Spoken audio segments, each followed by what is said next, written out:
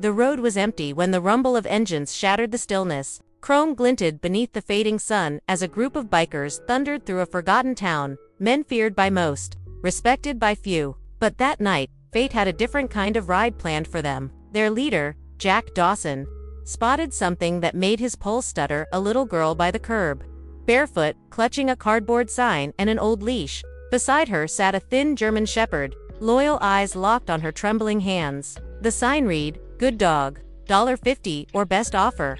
Jack slowed his bike. Something about the way that dog looked at her, protective, desperate, human, made him stop. He didn't know it yet, but what started with one glance between a biker and a starving dog would end with justice, redemption, and a story the world would never forget.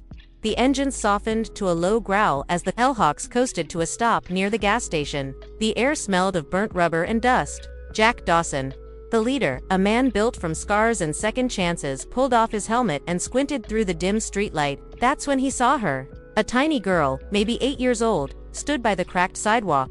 Her hair was tangled, her shoes too small, and in her arms she held a leash tied to a German shepherd with ribs showing like lines in a road map. The cardboard sign at her feet trembled in the breeze. "Good dog, $50 or best offer." Jack frowned, stepping off his bike. The roar of the engines faded behind him. "Hey kid," he said softly, "you selling your dog?" The girl hesitated, clutching the leash tighter. "I don't want to," she whispered, "but mommy hasn't eaten in 2 days." Jack's chest tightened. Behind him, his crewmen, who'd seen blood, fire, and prison cells, fell silent. Even the dog seemed to feel the weight of the moment. Duke, the shepherd, wagged his tail once, then sat down beside the girl, eyes never leaving Jack's face. Jack knelt. "What's your name, sweetheart?" "Emma," she said. "And this is Duke." He reached out his hand, slow, cautious. Duke sniffed it, then pressed his paw gently into Jack's palm. A silent handshake that carried more honesty than most people he'd ever met. Jack swallowed hard. "Emma, where's your mom?" She pointed down the street. "We live in our car now. It's near the junkyard. Mommy's sick." Jack stood up, his eyes dark with something between anger and heartbreak. He turned to his men. "Nobody's riding out till we see what's going on." The engines fired again, not as a roar but as a promise. This section takes us into the moment the bikers follow Emma, discover her mother, and where Duke, the German shepherd, begins to show his quiet heroism. The sun dipped lower, bleeding orange across the horizon as the Hellhawks followed Emma down the cracked road. Their engines echoed through the empty streets, scattering crows and dust in their wake. Duke trotted beside her, limping slightly, but his head stayed high, like he understood he was leading an army. They reached a forgotten lot on the edge of town. Rusted cars sat like skeletons, wind whispering through broken glass. Emma pointed to an old sedan under a flickering streetlight. "That's our home." Jack cut the engine and climbed off his bike. The silence that followed was heavy, almost sacred. He walked to the car, careful not to scare her. Inside, wrapped in a thin blanket, lay a woman, pale, trembling, barely conscious. "Mommy," Emma whispered, opening the door. Duke winced softly and pressed his nose against her hand. Her eyes fluttered open, frightened at the sight of the bikers. "Please, we don't have anything left to steal," she rasped. Jack crouched down beside her. His voice softened. "We're not here to take anything. We're here to help." Her name was Maria. She'd lost her job, her savings. Everything after her husband's insurance was stolen by a man named Victor Crane. Jack froze when he heard that name. He knew it. He'd heard it before, the same man who had once ruined his own life years ago. Maria's voice cracked. "He said people like us don't matter." For a long moment, nobody spoke. Then Duke gave a sharp bark, startling everyone, and ran to the car's front tire. Growling, Jack looked down and saw it. A faint smell of gas, leaking from the tank. One spark, and their shelter would have gone up in flames. Jack grabbed a rag, tightened the cap, and wiped his hands. He looked at Duke, awe in his eyes. "Smart dog," he murmured. Emma smiled weakly. "He always protects us." Jack stood up slowly, anger burning steady in his gut. "Then tonight," he said, glancing at his men, "we protect you."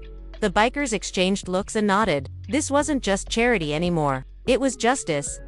Night fell like ink spilling across the city. Inside the Hellhawks garage, the air was thick with gasoline, fury, and resolve. The men worked silently, tuning engines, checking chains, loading their saddlebags. They weren't planning a fight, but they were ready for one.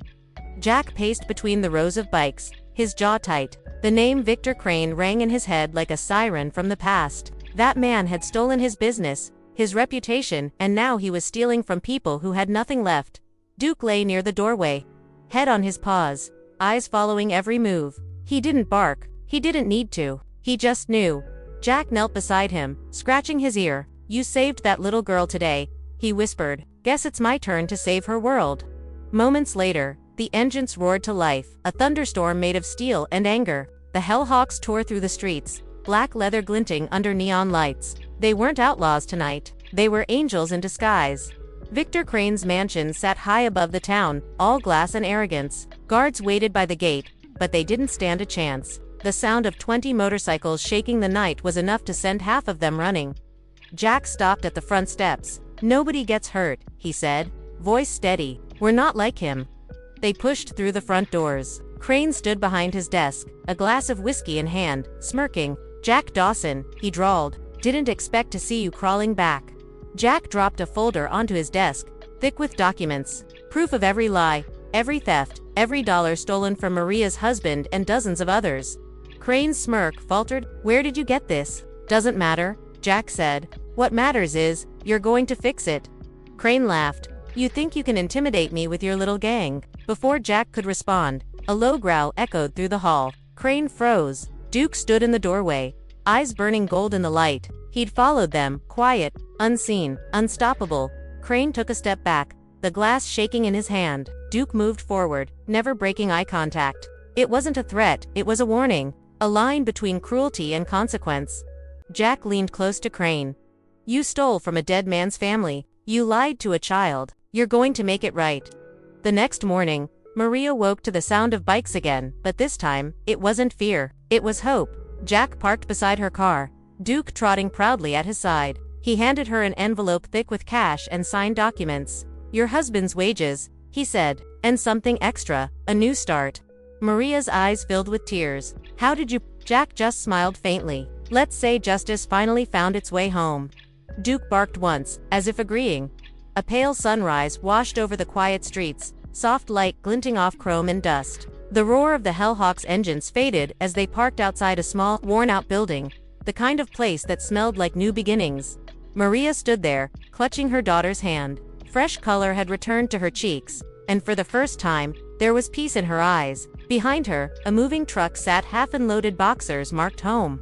Jack handed her one final envelope, the lease papers for a small apartment nearby. "You and Emma deserve better than a car," he said softly.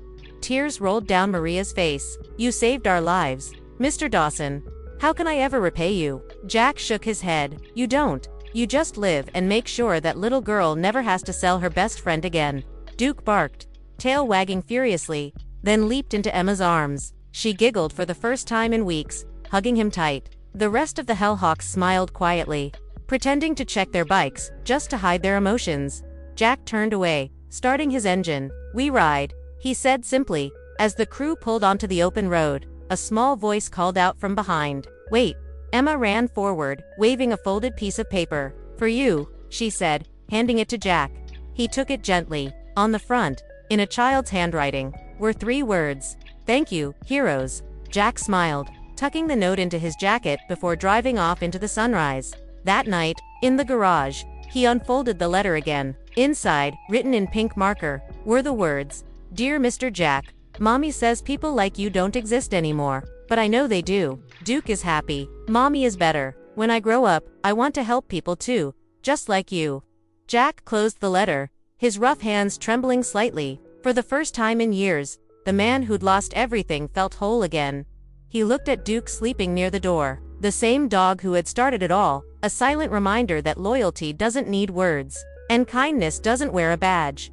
Jack raised his glass of water toward the letter and whispered, "To the ones who still care." Outside, thunder rolled once more, not from the sky, but from the road. The Hellhawks were riding again, engines echoing like a heartbeat through the dawn, because sometimes, the world doesn't need superheroes. It just needs people and dogs who refuse to look away. Before you go, take a second to breathe. Stories like this remind us that goodness still exists in unexpected places. In people we overlook, and sometimes, in the eyes of a loyal dog. If this story touched your heart, hit that like button. Share it with someone who needs hope today, and subscribe for more real, emotional storytelling every week. And tell me in the comments what would you have done if you were Jack that night, because sometimes, one small act of kindness can change a lifetime.